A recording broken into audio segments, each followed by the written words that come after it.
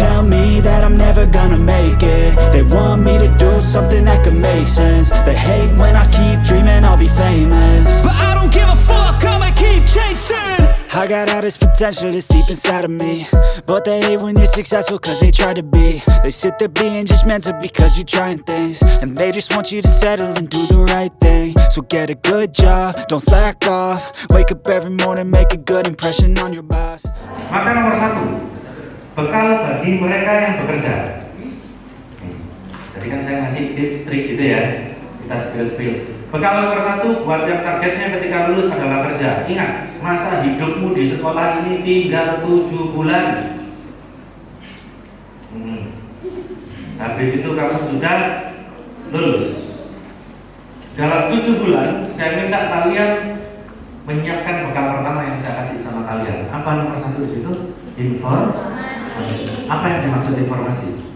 1, kamu keluar dari ruangan ini nanti, ya, keluar dari hall ini nanti, keluar dari ruangan ini nanti. Saya minta karena kalian sudah kelas 12, keluar dari ruangan ini nanti, kamu cari dan susun informasi. Cari dan susun. Yang mau kerja ya, cari dan susun informasi. Cari informasi maksudnya apa? Kamu mencari informasi apapun yang kemudian bisa relate dengan tujuan kalian untuk bekerja. Maka semacam persyaratan, jenis-jenis pekerjaan, terutama untuk lulusan akuntansi. Yang kedua, kenapa saya minta kalian menyiapkan informasi atau susun informasi? Kalau kamu kepingin ngelamar kerja itu gampang, kamu kepingin ngelamar kerja itu cepat, maka susun informasinya dari sekarang dengan cara apa?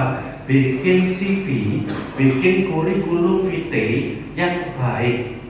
CV yang isinya itu memudahkan kalian untuk lolos sampai tahap wawancara atau interview.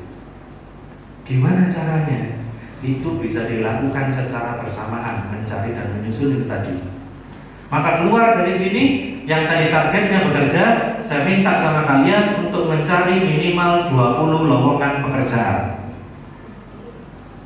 Ya, keluar dari sini cari minimal 20 lowongan pekerjaan. Bukan untuk melamar kerja. Cari informasinya bisa dari mana aja. Kamu mau googling boleh. Kamu mau ke BKK, kamu mau sharing sama Bu Susi boleh. Bu, tahun lalu lamaran datang dari mana aja. Rekrutmennya gimana caranya?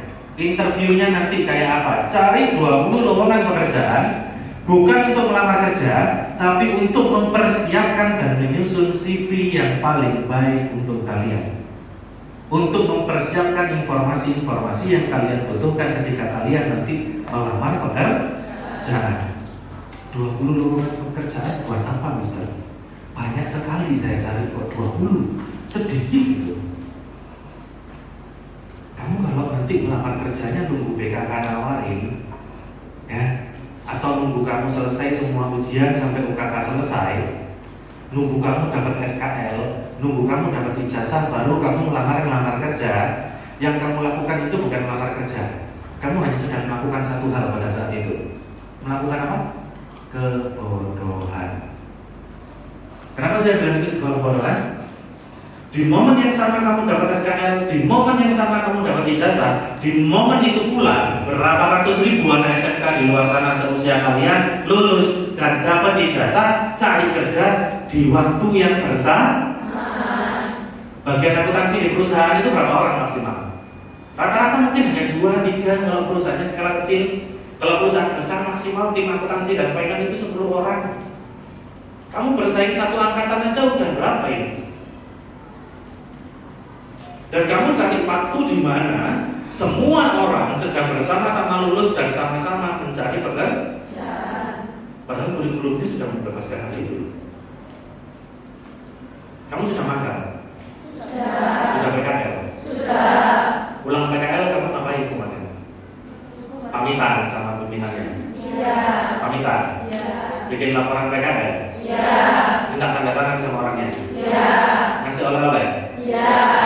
Tinggal CV sama surat lamaran kerja enggak? Tidak. Dan kemudian kalian bertumbuh dengan melihat dan menyalahkan orang-orang yang punya koneksi atau orang-orang yang punya orang jalan. Maka tak ajarin sekarang caranya.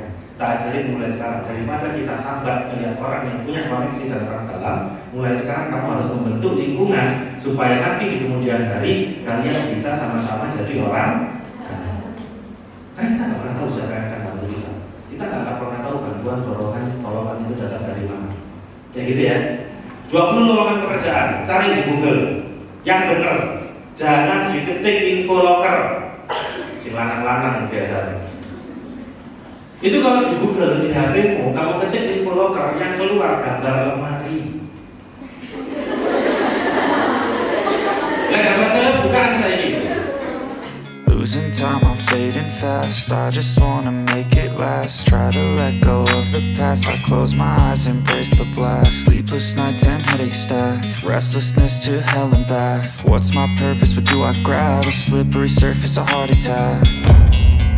And sometimes you just gotta believe there's something that'll give you relief. There's something that'll have what you need. What you need. We're broken, it's tragic. We're not all elastic, but maybe there's magic. Believe you could have it. And I know of sadness, the anxious and panic, the infinite vastness of all that is blackness. Yang mau kerja sambil kuliah banyak. Bedanya apa? Bedanya ada di skala prioritasnya. Mereka yang kuliah sambil kerja itu fokusnya di kuliah. Maka enaknya kamu mau milih terserah. Kamu mau berjuang di SNBP, SNBT, kamu mau jatuh bangun di situ, cari perguruan tinggi negeri, it's okay. Kamu masuk negeri, kamu kuliah full time, nggak masalah, bisa milih. Kerjanya tapi yang nggak bisa milih, kerjanya pasti part time, kerja freelance. Kenapa? Karena nggak mungkin ada pekerjaan yang mau ditinggal pada saat jam kerja di hari kerja. Maka kerjanya, kesempatannya digunakan untuk 3 hal. 1. Menambah uang saku. Uang. Menambah uang saku, penghasilan ya. Yang kedua, menambah Yang ketiga, menambah kenangan. Ini kenangan. Kenalan. Relasi. Kenapa? Kalau kamu kuliah 4 tahun, IPK kamu 3,8, lulus, bakalan tetap susah cari kerja. Tapi kalau kamu kuliah, IPK kamu 3,5, 3,3, gak masalah. Selama kamu punya pengalaman, selama kamu banyak relasi, kamu akan cepat cari kerja. Jadi kuliah, saran saya untuk kuliah toh. Minimal ikut organisasi. Kenapa? Semakin besar, semakin luas jejaringmu, maka semakin besar kesempatan untuk bekerja. Karena kamu sudah menghabiskan waktumu 4 tahun untuk belajar. Sementara yang lain mungkin teman-temanmu sudah mulai bekerja dan baru mulai kuliah, tapi sudah ada penghasilan bulanan. Maka yang mau kuliah, saran saya kuliah sambil kerja minimal. Kerja sambil kuliah bisa nggak?